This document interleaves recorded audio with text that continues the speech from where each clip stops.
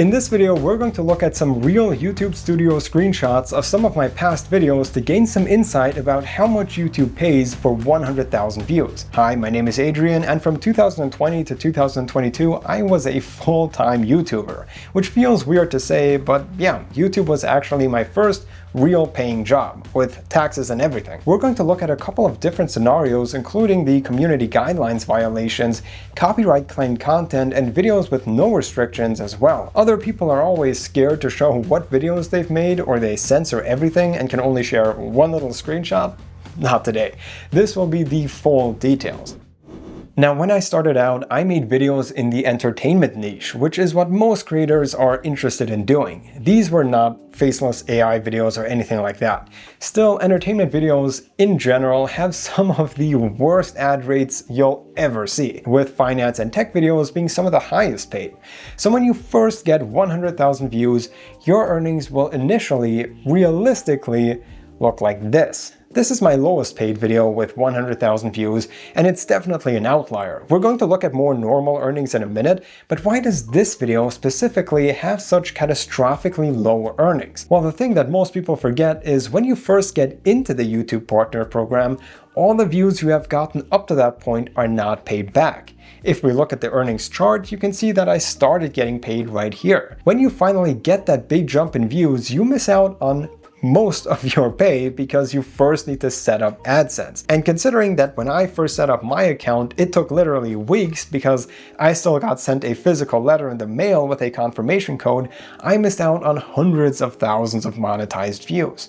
But it's not all doom and gloom. Let's look at a more realistic video getting 100,000 views after you've joined the program. Boom, here we go. I pulled up a video that has 127,000 views and the earnings were $450 and some change. That means we had a CPM of about $3.50. One thing that's important here is that this video had a runtime of 14 minutes, so I was able to insert multiple ad slots. This obviously increases the CPM drastically. If you go from one ad you can show to 3 or 4 in one video, it has a tremendous boost. Here is another screenshot. 113,000 views, $107. Why is this one so much lower? Well, the video is over 8 minutes long, so I can put multiple ad slots in there.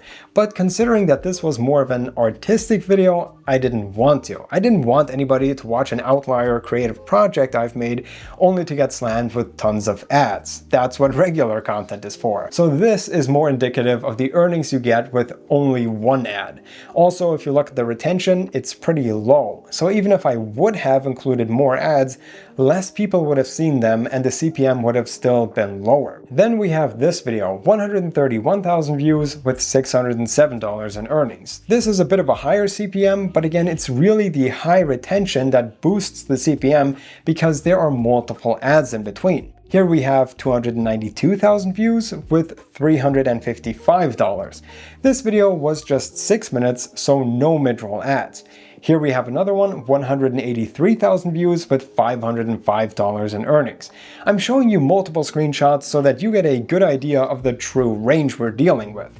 We're going to look at some more examples in a second, but you might be thinking, oh my god, you can earn so much money from YouTube videos. This is a great business to get started in. And I hate to be that guy, but I have to step on the brakes here. Almost all of these videos were in a hype phase of my channel.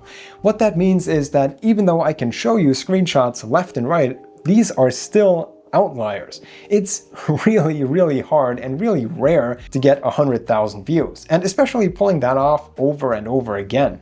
Then you have to consider one more thing that everybody, and I mean everybody, conveniently forgets to mention, and that is taxes. In most countries, if you're earning thousands of dollars from your YouTube videos, you have to give a significant amount of that to the government. In my case, it was about 50%. So before you start counting your winnings and thinking about getting that Ferrari lease, you have to keep that in mind.